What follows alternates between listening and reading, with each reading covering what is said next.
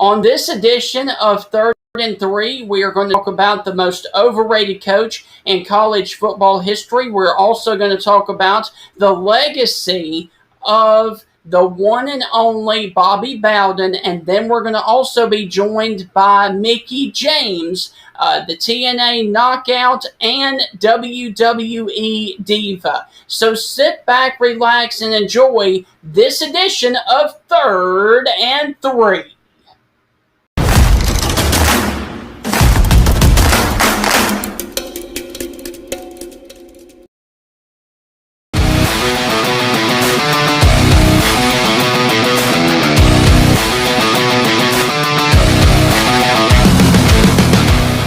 Welcome inside another edition of Third and Three, everybody. I am your host, Stingray. Well, one of your hosts, as I have two co-hosts. But today we're shaking things up because, unfortunately, Clemson Tom is a little bit under the weather. So, without further ado, let me go on ahead and pull up his replacement on the show today. You may recognize him from his own show, right here on the CTS, ladies and gentlemen, the one and only Justin Riley from the Bama Standard. Justin, how are you doing today, sir? Man, I am great. I'm excited to be on this show with you guys. So Clemson Tom, I take it, is under the weather. Does that mean he's allergic to greatness? Because I don't know if he can handle all the Alabama we're bringing right now. So maybe it's better that he's at home. Absolutely. Well, go on ahead real quick and tell everybody a little bit about the Bama Standard before we get going. Yeah, absolutely. The Bama Standard is the number one source for Alabama football and Alabama legends. We're different from most interviews in that we promote a locker room type atmosphere. So we're about 90% nonsense and 10% actual sports talk. We do manage to get in some of the stories that you like to hear. But what's really great about us is we have a different Alabama legend on every week. Sometimes it's more than one. This past week, we had Trent Richardson, Derek Lassick, Glenn Coffey, and Ken Darby as we celebrated some of the best running backs in school history. So, yeah, every week, Tuesday night, 6 p.m. Central, 7 p.m. Eastern, we're doing our thing.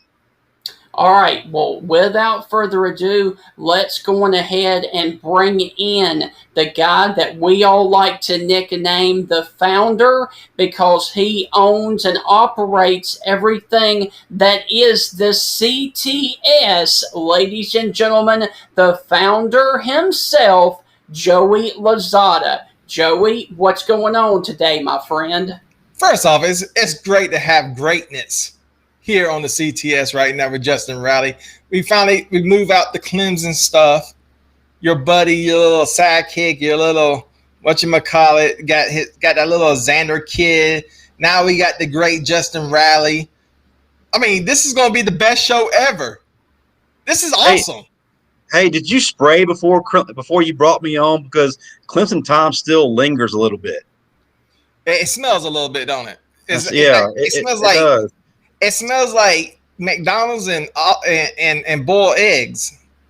And gas station cologne. Yeah, I know. It's called Clemson. Yeah. It's called Clemson. Let's not forget to add a hint of mediocrity because they're from the ACC. Justin Riley's real conversations. Justin, real fast before we get started, tell them about the shows that are going to take CTS all the way to the top. Well, first of all, my pronunciation, although I'm from Mississippi, will be slightly better. As Joey was talking about, I've started a new show aside from. Whoa. What? We started off on a good foot. Okay. We were friends. Me? Do I look like a Palomino? You're not gonna come off on like Clemson Tom. All right, you're not coming off. Now listen, I'm telling y'all right now, we all gonna be friends here. Don't be a Clemson Tom. Well, I have one thing to say. In the words of the great philosopher Eric Cartman, whatever, I do what I want. That's copyright infringement, by the way.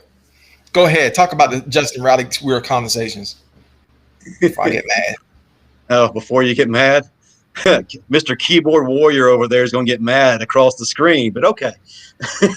Real Conversation is a sideshow. You about to get a very stern. You about to get a very stern email right now. Go ahead, talk. Are you done? I mean, because we all know how you love the hard spotlight. Joey was talking about Real Conversations is my sideshow. It's me where I'm interviewing guests each week. I like to dive into meaningful topics and to kind of really explore opportunities to deliver a positive message, to keep people informed. Occasionally I'll have athletes on there, but it's not all sports related. I've been going to in-depth talks with athletes about things that happen in their career that most people don't know about. But you know what? I'm happy because you're not Clemson Tom. It's awesome. Yeah, Sting. Say something now, fool. You missed So I want to. I bet you ain't. Yeah, you're gonna real quick keep that mouth shut because your friend Clemson Tom ain't here. Hey, I'm friends with you too, bud. Keyboard Warrior. See, there you go. See, okay. I see what's going to happen. Real quick, I noticed that you've got something new behind you on the wall there. Real quick, tell everybody what greatness you have on the wall behind you. It's Michael and Kobe. Hey, real quick, Joey, is that the room you grew up in?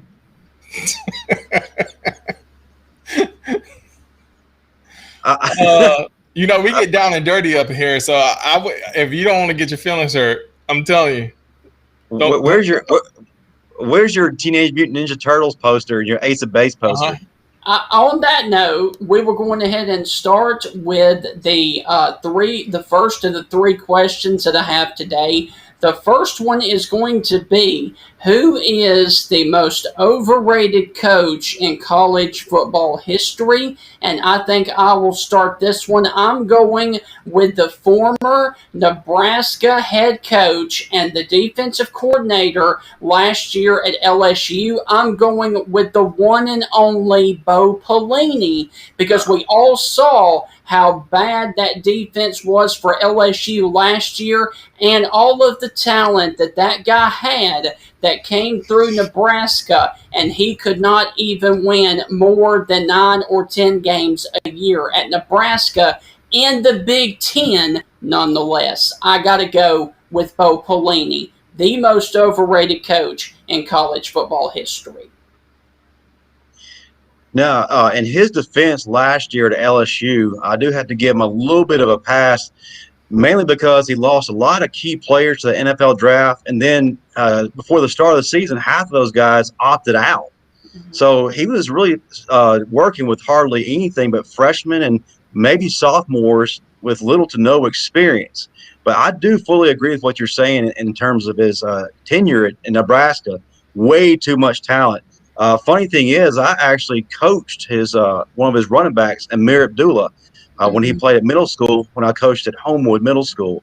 So a little interesting fact there. But, yeah, I absolutely got to agree with you on that. Joey?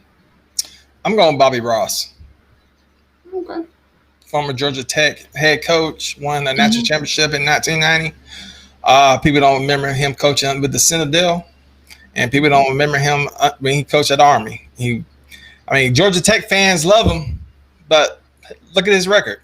Yes. I don't even think he won half his games during his football coaching career. I'm not sure. I don't know his record off the top, but I'm gonna have to go Bobby Ross. Justin? Yeah, Justin. I'm going back to the SEC. Gotta go with former Arkansas head coach Houston Nutt. First season, phenomenal. Had a breakout season. Went to the Outback Bowl. Played Michigan, but after that, it pretty much went downhill. He was mediocre at best. And the crazy thing was, in the middle of all this, at that time, it was widely speculated that he would be the Dallas Cowboys head coach. Mm-hmm. Honestly, didn't see it, but it was still being talked about. And here's the thing about Houston Nutt. During his last seasons at Arkansas, he had the services of Felix Jones, Derek McFadden, and Peyton Hillis, but he still lost. I mean, these guys were NFL greats and had long tenures in the NFL. Some of those guys were Pro Bowlers, So how do you not win with those guys? And as we all know, he then hightailed it to Ole Miss, where I don't believe he had one winning season.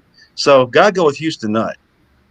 Hey, although I will say he did upset Tim Tebow in the famous "We're never going to lose again" speech. So, I mean, that was one of the highlights of there at Ole Miss, but I do agree with you there.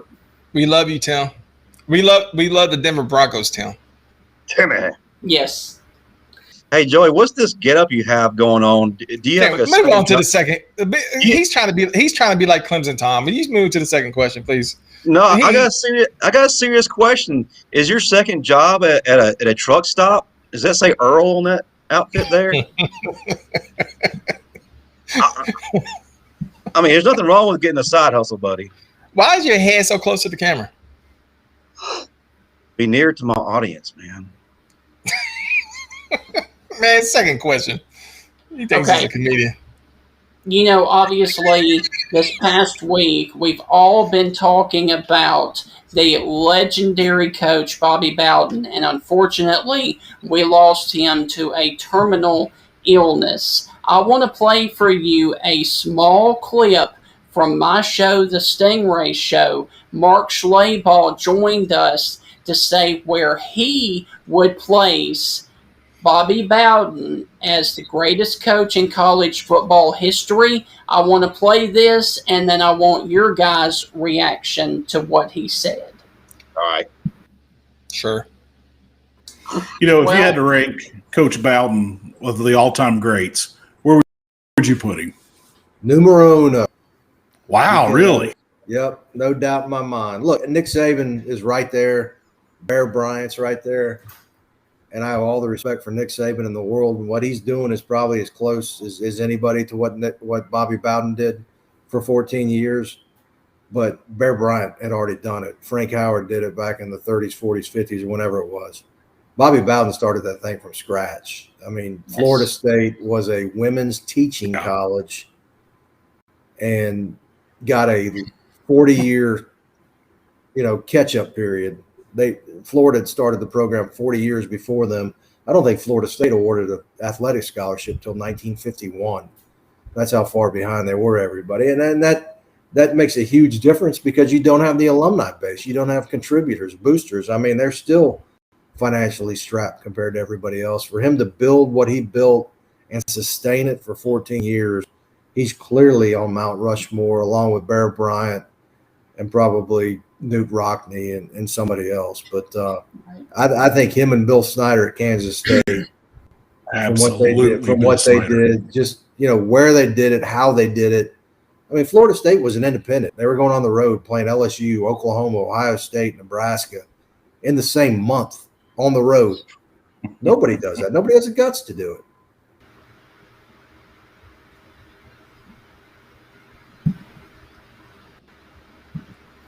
All right, guys. So, reaction to that, please. Justin, before I did I hear that right? Justin, please. I'm not. Justin, please. Did he just say Bobby Bowden was number one? Yes, the great Mark Schlabach did say he was number one. What, is he smoking? Maybe he got an NIL deal from Florida State. I don't know, man, because Justin, before I lose my mind, go ahead and take this. Man, he's supposed to know about college football. He's very knowledgeable. He gets paid to know about college football. Let's go ahead and let's put something up there right now. We don't get paid for this. We try. We're all of us as a brand. Justin, Stingray, myself, Jacqueline, Clemson Tom. We all come together as one. Raphael, Marvin, etc. Stephen Brown, occasionally when he wants to show up. We all come together as one to create this brand, and we don't get a cent. I invested thousands of dollars into this channel, so I don't get paid to do this. I do this because I'm trying to invest in something. But with that said, I don't get paid to know college football. You get paid to know college football. And you came out here saying Bobby Bowden is better than Bear Bryant, Nick Saban, Urban Meyer, Barry Swissler, whatever how the hell you pronounce his name. I don't know how to pronounce his name, but he's not Joe Paul. Man, get the hell out of my phone. Man, Justin, what's your opinion? All right. In regards to Mark's statement about him being the best, I got to respectfully disagree. However, Bobby Bowden is definitely in my top 3, no lower than top 5. Mr. Slayball made some excellent points. He literally took Florida State from absolutely nothing and took it to be a juggernaut, and it had staying power. Majority of his career, with the exception being the last few years of his tenure, Florida State was competing for a national championship. And if they weren't competing for a national championship, they were winning their conference championship, and they really suffered no less than 2 losses a season. So, and he produced Heisman winners. The man did absolutely amazing things, and that cannot be denied. He definitely is in a conversation. As far as the greatest there ever was, right now I got to put Nick Saban as number 1. I got to put Bobby Bowden at number 2, and then Bear Bryant number 3, just because settle down. Bobby, he surpassed the Bear, not in championships, but total wins. But yeah, I have to give credit where credit due. Bobby Bowden was an excellent head coach and produced countless NFL players, man. One of which being Primetime. I mean, one of the greatest NFL players in history, and he actually was able to control it. But countless Pro Bowl players, NFL Hall of Famers, and the man's impact in these young men's lives were absolutely amazing. He was a man of God, great character. No one ever said anything negative about him. So that's my take on it. College football starts this weekend with week 0 matchups. So real quick before the season how's it to start college football with 0 matchups? It's what they refer to as week 0. There are like 5 games this weekend on the ESPN family of networks. Does ESPN pay the bills here at CTS? We don't talk about that. Yeah, no, and you don't either, because the check you gave me bounced 3 times. Come on, man. Quit trying to give me an EBT card. Anyway, can you guys please over here trying to pay me with a coupon to Denny's? What the hell? like to start with the sleeper teams out there, and nationally, I'm going to start with BYU. Those guys win a lot of huge games. They are an independent, and they have been oh so close to beating a lot of great teams. And who knows, with a lot of chaos this year, they could be a sleeper team to possibly get into the 14 playoff.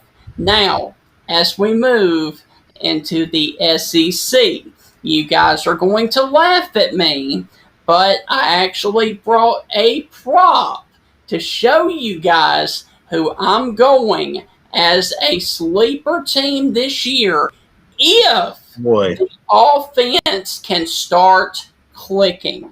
Ladies and gentlemen, my new addition, the Swing Sword Cowbell from Mike Leach. Year number 1 was a disaster at Mississippi State because he was implementing his new system. He purged a lot of players. Looking at him nationally, he paid a lot of players. What? Year number 2 is always an uptick for Mike Leach. If things get rolling over there, they're my sleeper team to look out for in the SEC. I got a 1A and 1B, and they actually are both from the SEC. 1A, got to go with the Ole Miss Rebels. They return Matt Corral, Jerrion Ealy, and John Reese Plumlee. The biggest thing about Matt Corral, if Lane Kiffin can control his tendency to throw interceptions, Matt Corral could be a very dangerous quarterback and could be actually one of the best quarterbacks in the SEC, and actually could upgrade his draft status. But that's a big if. I mean, the man threw a lot of interceptions last year. I mean, Brett Favre's like, dude, watch where you're throwing it. Now, this is the second year under Lane Kiffin's system. They've had a full spring and a full fall camp, and they're returning a lot of really good players with experience. And from what I heard, their defense is improving as well. So they're a team that could really be in the position to upset some folks. As you know, Alabama fans, they pushed us to the limit, and it wasn't really until late in the fourth quarter that we were able to pull ahead, and that was mainly because they made a mistake. So you got to watch out for them. My second, my 1B is LSU. Yeah, I get it. 2020 was an absolute train wreck. And I think a lot of people are just kind of forgetting about them because of that. Like I mentioned earlier, 90% of their team were players who never started or who were freshmen. Great thing is Max Johnson returns at quarterback. That's Brad Johnson's son. And the thing is about him, as soon as he was inserted into the offense, the LSU offense and the team as a whole really started clicking. They finished the season really strong. And I feel that with offensive coordinator Jack Peets and passing game coordinator DJ Mangus, Johnson really could go off. And this offense has the possibility of resembling what we saw in 2019. But we have to see how it plays out. The other thing, Derek Stingley Jr. returns, and he's regarded as one of the top, if not the top defensive back of the nation. And what really helps him is his daddy, Devontae Smith, is now in the NFL. Hey, real quick, I do want to say one thing about LSU. The only question mark is both of those coordinators have never actually called a play in college football. That is a big question mark going into this season. Well, Justin, I gotta say, you put a lot of thought in that answer. And Stingray, you know, I have to say, both of y'all know a lot about college football. And honestly, I didn't put a lot of thought into this because, quite frankly, when it comes to college football, when you want to put money on the line, you come to Old Joe. And ladies and gentlemen, my two picks right here, that I guarantee they're probably going to go to the national championship. Playing against Alabama, playing against Clemson, one of the two. My first pick is going to be Old Domino Monarchs.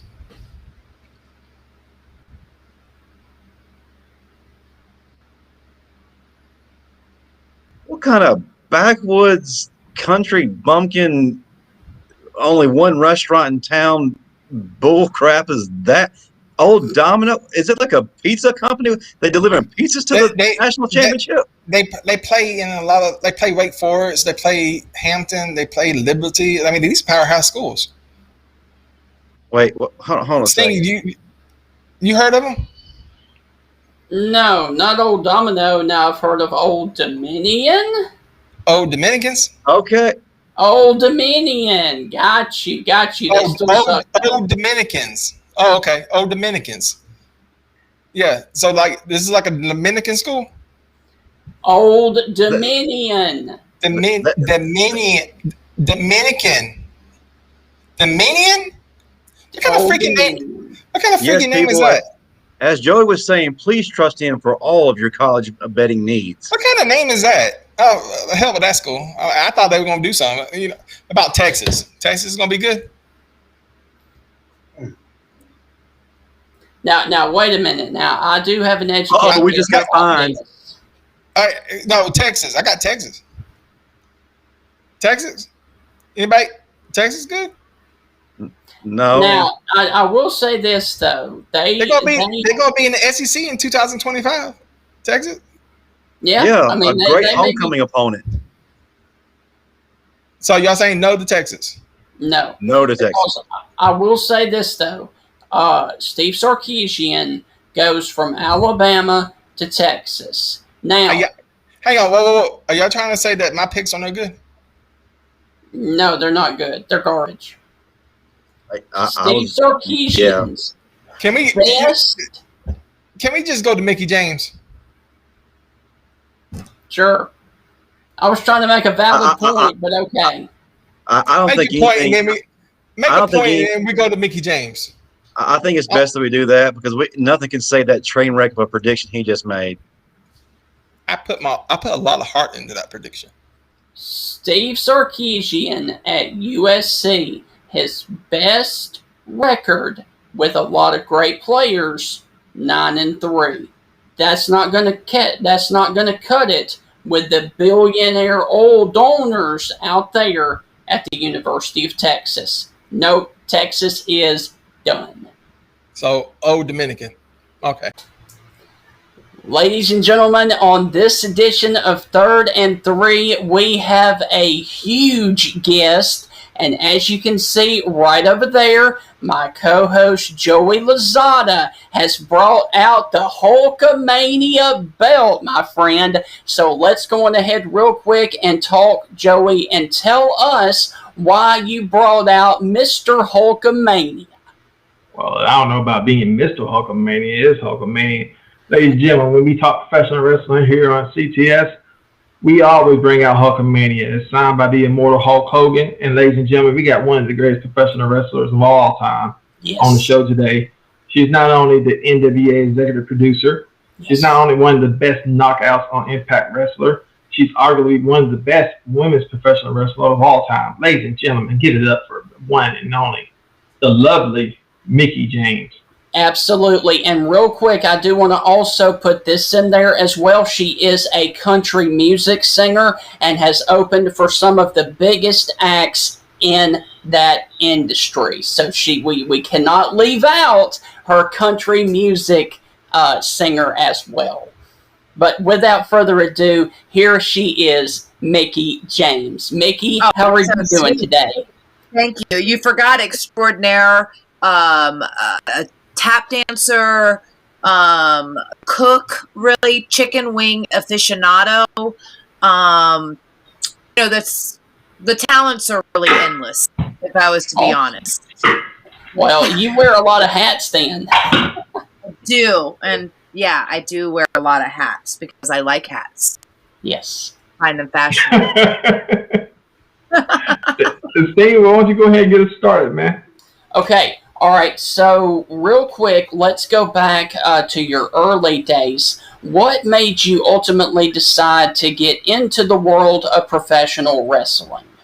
I was a fan. I was a wrestling fan, and I grew up a wrestling fan. I used to watch it when I was younger, and obviously there was a point where I kind of fell out of the whole, and then I was in my horses and school and boys, and I still would watch wrestling, but it was more of a casual fan. And then the Attitude Era hit, and my fandom just kind of kicked in, and was like, why am I not doing this? Is what I want to do.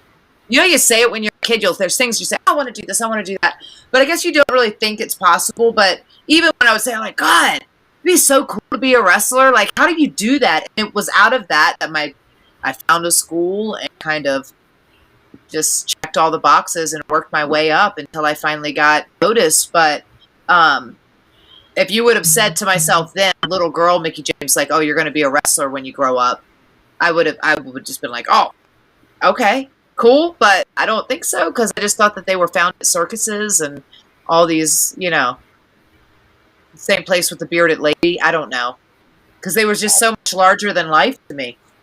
You think about the superstars. When I looked at them, I was just like, oh my God, Andre the Giant, like Hulk Hogan, like you said, or Ric Flair. They just, Macho Man, Sensational Cher. All these people just seem so much larger than life from because their characters just overtook the screen for me. I just loved it. I loved it. Well, who was the best wrestler that you ever worked with? I ever worked with besides myself. I got you. Yes. No, I'm kidding. I think that's an unfair question because it's really hard to say who is the best, because I think that with each person, it's a different story, and it's all about that for me. Because I think that when I go back and think about some of the greatest matches or the ones that I loved the most, it wasn't really even about what happened, like the moves in the match. It was about the story that got me there, of why I cared about that match. So I had some amazing matches. I've had some amazing matches with pretty much all the girls that I was in a program with, you know, and that was kind of the art of it and the fun of it, is to be able to do that story and to create that emotion with the person that you're in there with, and to make it different than the story prior or the story prior to that. So it's really hard. I've been blessed to be in the ring with some pretty talented ladies. That's for sure. Well, you're definitely one of the most talented professional wrestlers in the industry right now. Thank you. No. This is not me being sweet. I'm just I state the facts. That's one thing about me. I appreciate it. You know, we was talking offline about how I was at Atlanta, Georgia in 2010 at the World Rumble, and you beat Michelle McCool for the Divas Championship. And I was like, you know, I was there. That was actually one of the first championships I've ever seen live in person change hands. And we were talking about it, and, you know, you was like, hey, that's another day in the office. And that's one thing I wanted to ask you about, is like, why is it with other sports or other forms of entertainment, because I still consider it a sport. I'm old-fashioned. Yeah. Why is it with like other sports? I go talk to Eddie Curry from the University of Alabama. Can you tell us what was going on through your mind in 1992 when you won the national championship? But then when I could talk to Nikita Koloff, like, can you tell us the time he was working with Ric Flair at the Omni in 1986, and he couldn't tell me nothing? So what is it about professional? Is it because the schedule is so hectic?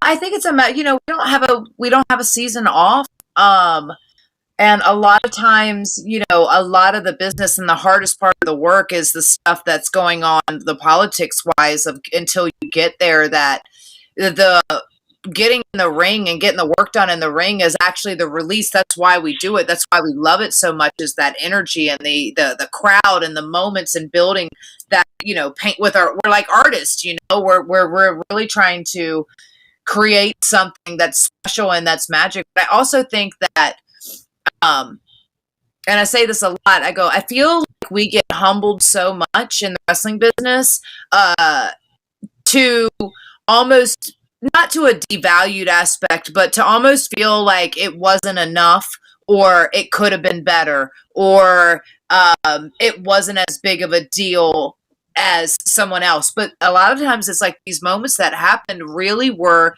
pivotal moments in wrestling that, you know, grasped a lot of fans or changed how, you know, how people got into the business, or why people got into the business, because that's how they created that next generation of wrestlers. And I think that we often don't celebrate that as much because of whatever reason. And you know, I get that wrestling is sports and sports entertainment and all of the things, but it's one of those industries that, especially in American culture, and this is a worldwide thing, when you go to Japan, you go to Europe, and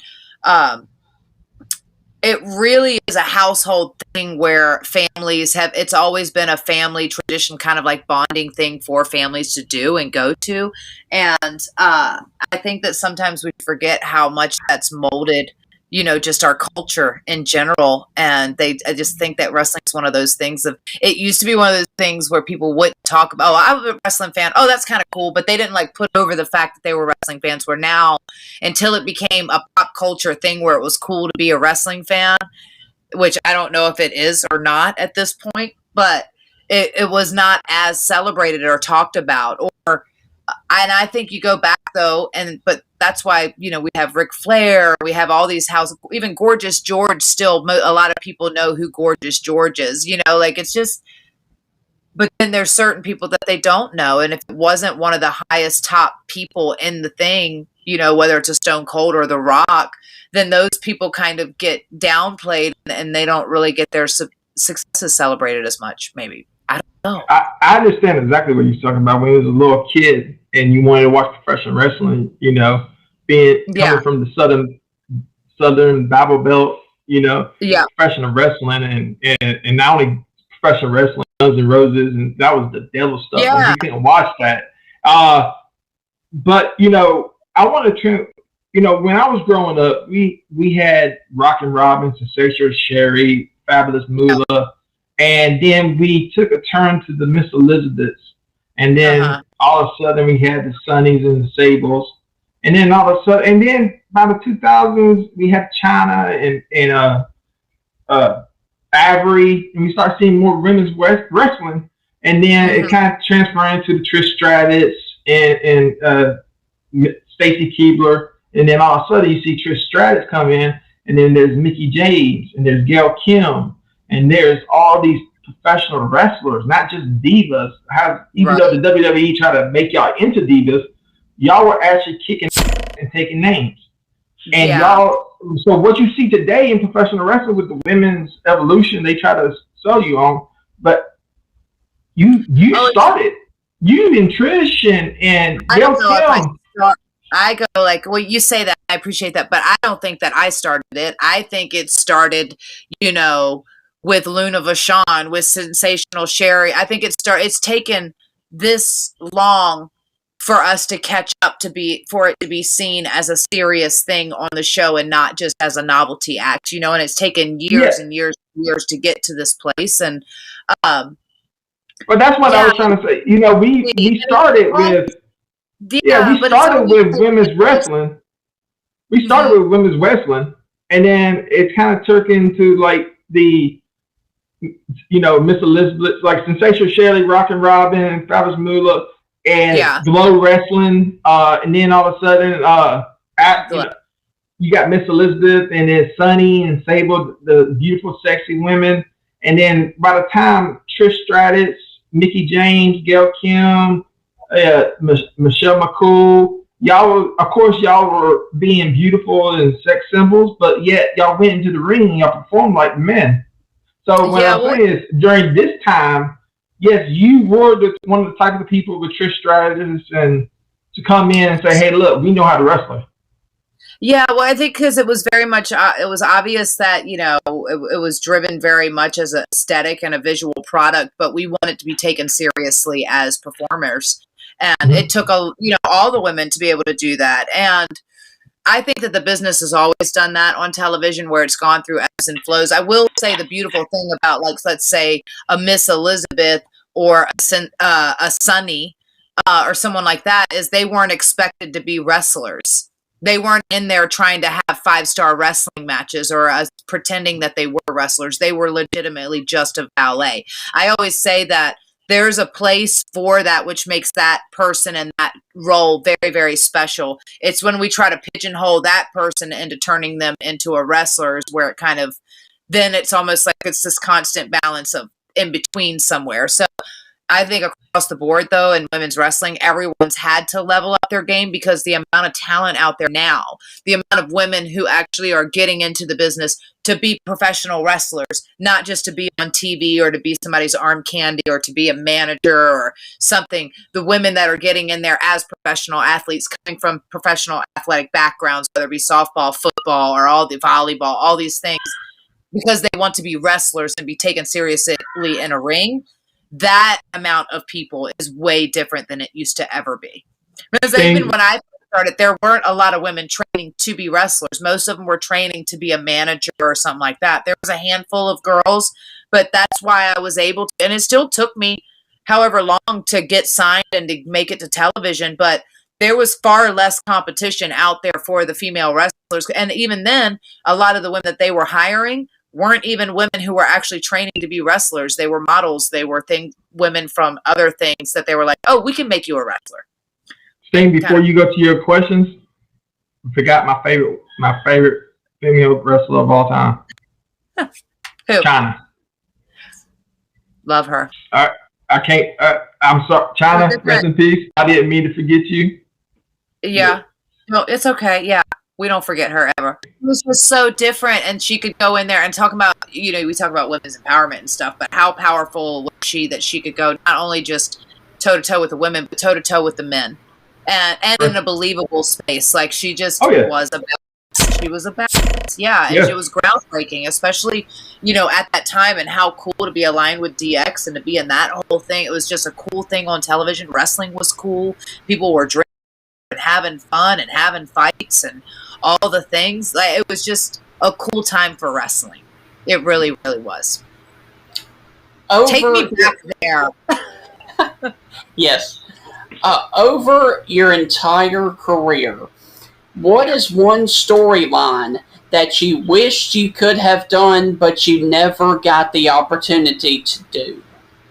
Oh, well, I don't know that I should answer that yet because I don't feel like my career's done yet. So there might be a potential or a scope or an opportunity to present that in a way that maybe I want to present it before that happens. So, I don't want to give away the goose. Okay. Yeah. And my last question for you is this. Obviously, we're down here in the deep South, and we absolutely... Where are you from? Your accent is so thick. Like, I always say my accent's pretty thick, but yours is really doing it. I'm in Alabama. Alabama. Yep. Okay. I had my ACL surgery in Birmingham. That's awesome. Can you paint me a Birmingham? Yep. Mm.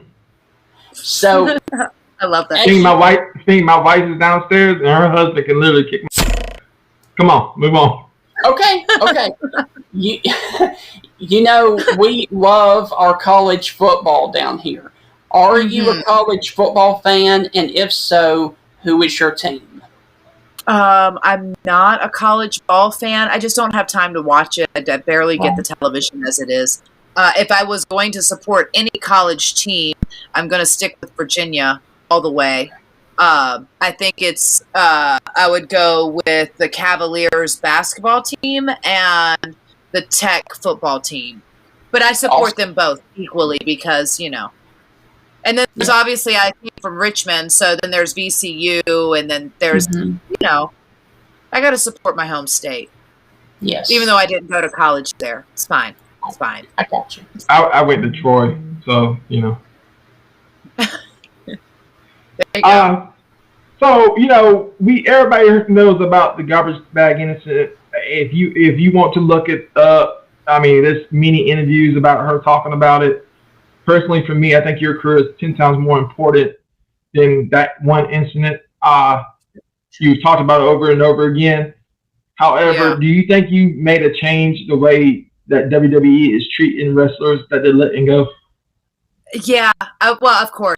I hope that nobody else gets their stuff in a trash bag, and I did not think it was going to blow up and become the thing that it became, because I just kind of did it as a snarky, laugh in a sense. Like I had no idea it was going to get the traction, and you always forget sometimes, how disrespectful some stuff can be. And I was very honest in the sense of, I got my stuff like that 10 years ago, and 10 years ago, or like that, the first time I got let go, and that he would have never said anything, because I would have never wanted to burn my bridge or change the opportunity to come back and do those things. And whereas this time I was just I was literally walking out of the door to go do my photo shoot for my music single, as this box arrives. And I was just like, what the, whatever. And that was it. And so I just really hadn't, and then I kind of was like, oh, maybe I shouldn't have posted that. Maybe it's going to come, because people are so quick to have an opinion over what they think that you should think when they're, and I was like, oh, I don't want it to come off. That was been my whole thing. Is I really don't want to come off as bitter, because people are so quick to use that word when they have zero context of anything that's around it. And, I am very grateful for all of my opportunities, and so I never wanted to be able to present it. But at the same time, it was a perfect, it was like this. It's the symbolism, isn't it?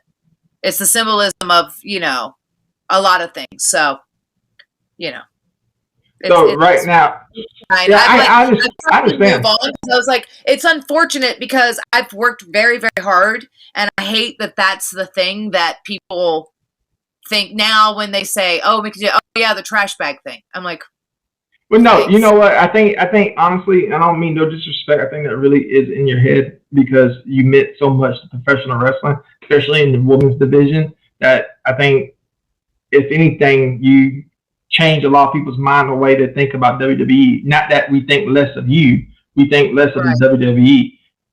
And that's the question that I want to ask you. Many professional wrestlers leave WWE. Christian Cage, yourself, people over time, and then Drew McIntyre. They leave WWE, and then all of a sudden they go to somewhere else, and they become bigger and better. Why do you think that is? I think that it's a matter of, and I think this reigns true. We are all very grateful, but like when I said earlier, that we all stay very humbled, or we're constantly humbled. That you almost forget when you're inside the bubble. It's so amazing. It's incredible. Like, you get to see the world, you get to do all these things, but you are very restricted on your time. You're very restricted on what you can and can't do, what you can and can't say, what you can and can't.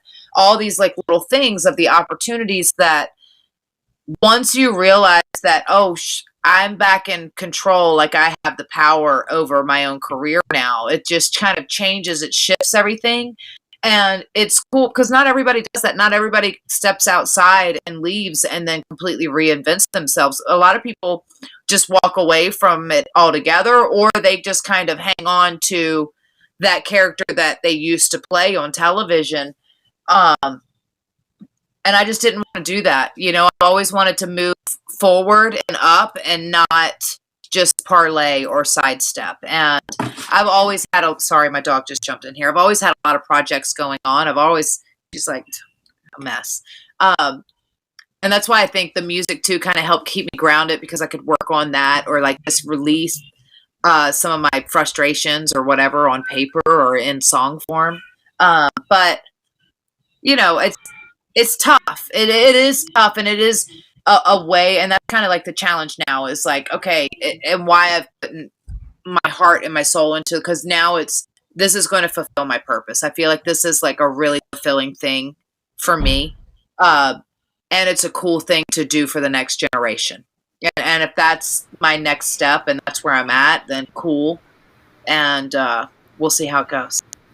Well, my last question is, what can we expect at the Knockout division in Impact Wrestling, and what else can we see with NWA Wrestling, which you can find on YouTube? Yeah. Well, the Knockouts division, you might have to talk to Miss Gail Kim. You know, she runs the show over there on the ladies' side there. It was cool to come back at Slammiversary. It was cool to be able to build this match between Melina. It's the first time she's ever been in a Knockouts ring. It's the first time she's ever gone for the Knockouts championship ever. So I think it was cool for the fans to get this dream match with her versus Deonna. So I'm excited to see who leads in power as the champion. Are you still with Impact Wrestling? I am. Well, I'm not technically. I am leading up. I'm the executive producer of Empower. And I've said all along, I'm willing to do business with anyone who's willing to do business with me. So you are definitely with NWA, but you're just doing work with Impact Wrestling. I have been I'm just kind of helping. Well, I'm co-promoting this event with Billy, and I'm kind of helping do the whole thing. I'm pretty much doing everything at Empower. I'm wearing a lot of hats. We talked about all those hats. I'm wearing them all.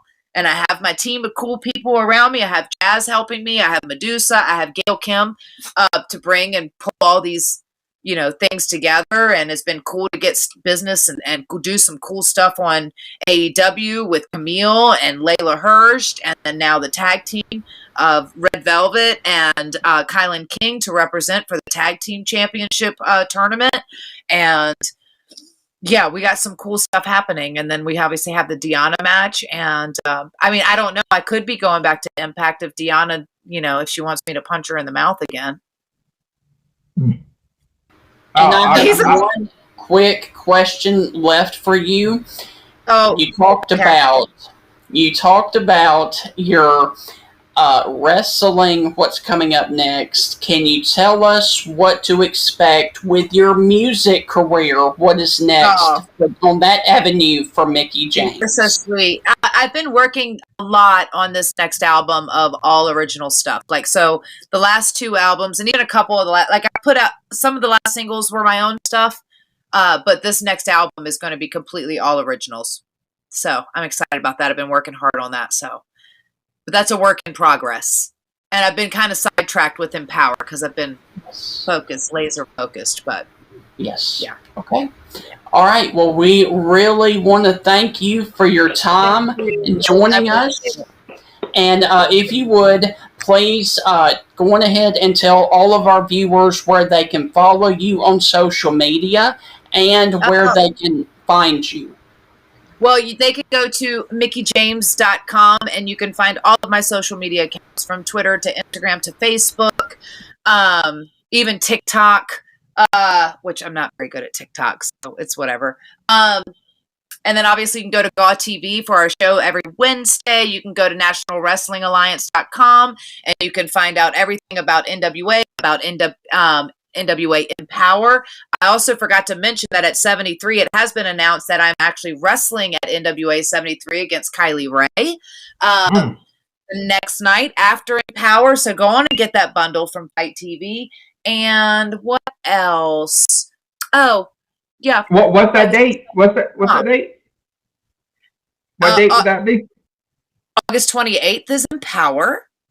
Okay. August 29th is NWA 73, the very next night, all live from St. Louis, from the historic Chase Ballroom. You got you stop right there, Mickey. You got my money. You got my money. You got it. I'm already there. You know what else? We're doing 2 days of a live we're doing television. We're doing on Monday and Tuesday, 2 full days. We're doing the next season of television. So, I mean, if you want to come to St. Louis, I think there's still some. NWA 73 is sold out, but I think there might be a couple tickets to Empower left, and there's definitely tickets to television taping. So, oh, okay. Come on. Ladies and gentlemen, it was my honor, my privilege to have one of the greatest professional wrestlers of all time, ladies and gentlemen, Mickie James. Yes. Man, I ain't gonna lie to you. That it's one thing seeing her on TV. Justin, what are you doing? Oh, sorry. Sorry. I had to find something to calm myself down after that interview. Even though I wasn't there, I still saw what was in front of me. And my God, I might have to go check go to my doctor's office to check for carpal tunnel because it's bad. Wow. It's one thing seeing that woman on TV, but it's one thing to seeing that woman on TV, but it's another thing to talk to her. I mean, she has the personality of I can see why people are drawn to her. What do you think, Sting? Honestly, that was the first female that I've ever interviewed. That you talked to? No, I've actually talked to a lot of females, but I've never actually interviewed one before. And so it was really kind of difficult because when I introduce always my guests, I go, "How are you doing today, sir? Sir, sir?" So that would have been the most epic fail if I would have said, "Mickie James, how are you doing, sir?" Oh, that would have been awful. That's the thing that you got away from that interview. But I still liked it. Yes.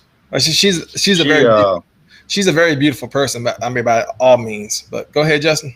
What I love about her, aside from what she's done from a wrestling perspective, she's one of the most genuine and down-to-earth people that you could ever come across. It's easy to be a big fan of her, but what she did in the ring was absolutely amazing. She kind of passed the torch from Trish Stratus and took it to that next generation of the Divas wrestlers, and she didn't drop the ball at all. Man, she kept that thing blazing. It just was absolutely incredible. You wanted to tune in every night she was on. You definitely wanted to tune into the Divas when they were in the ring. So, and anywhere she went, man, she was captivating, not just from a physical standpoint, absolutely one of the most beautiful women in the world, but man, her skill set, absolutely incredible. And big asset to the wrestling community. You say she had a big... Well, that was appreciated too. Yes, sir. Well, one thing, joking aside, she not just inside the ring, but outside the ring, she's always handled herself her class. I'm a big fan of her husband's. I'm a big fan of what they're going to do in NWA 73. Saturday night, they're going to have NWA Empower. She was executive producer. We was talking about that in the interview. Then Sunday night, NWA 73. Y'all need to go check that out because it's going to be awesome. Because NWA wrestling, man, it is probably the best wrestling on right now next to AEW. And, of course, WWE and MLW and Ring of Honor and New Japan Pro Wrestling and Impact and all the other wrestling promotions out there. Anyway, Sting, Justin, Y'all got anything to say? I do. I do want to piggyback on one thing that Justin said about Texas. You know, he was talking about all of the boosters out there at Texas. The Longhorns of Texas desperately need a coach like Coach Saban to go, okay, you're not going to tell me how to run this program. If you want to tell me how to run my program, there's a door you can turn your right back around and walk back out that son of a gun. Come on. Because that's what he did at the University of Alabama, and you see where the Crimson Tide are right now. He does not let anybody call the shots. It is Coach Saban's show in that football facility, and that is what ultimately the Texas Longhorns need to get back to relevance, in my opinion. Justin, real fast.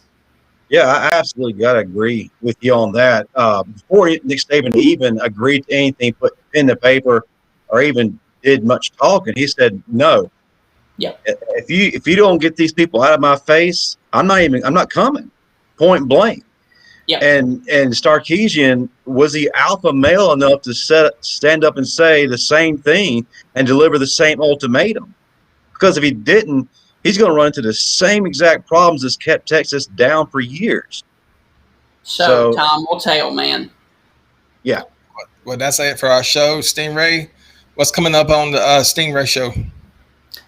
Continuing previews this week, and then of course I've got the Stingray Scoop right here only on the CTS tomorrow. I have not done it in 2 weeks, but it will be back tomorrow with more breaking news from this past week and the weeks before in the world of sports. And tell Mark, and next time you talk to Mark, tell him to stop drinking. Justin, real fast, tell everybody what's coming up on the Bama Standard and Real Conversations. Okay. As far as Real Conversations, trying to iron out some details regarding my next guest and a great topic. But we are going to have something for you in the very near future. In regards to the Bama Standard, tune in next week. Marvin will return back to the fold. Unfortunately, this past episode, his son suffered an unfortunate injury, tore his MCL and ACL playing football. Keep your prayers up for him. He's really discouraged right now. Thankfully, he has one more year to play, so he has the opportunity to come back and do some more on that football field. But thing to keep an eye on, we are going to have a show dedicated to the 1999 linebackers for Alabama. Yes, Marvin's running buddies, Salim Rashid, Miguel Merritt, and Canary Knight will be in the building. So definitely tune in for that. If anything, tune in for the stories because it's about to be very entertaining. Also, Stephen M. Smith is going to give the latest updates on Alabama fall practice. So everybody got to tune in for that, especially with the development for Bryce Young. And he's going to give us some updates on the situation involving one Jaleel Billingsley. Got one more thing to add. Justin, a good topic of discussion for your show would be to bring Joey on to talk about the old Dominoes and the Texas Longhorns. Oh, you trying to be funny? In college football. You trying to be funny? Ladies and gentlemen, this is yes, we are going to do a show. This is going to be focused on mental awareness, mental health awareness, and old Domino and Joey will be the center point, and we will be taking donations for our calls. Man, and yes, Joey is a tax write-off.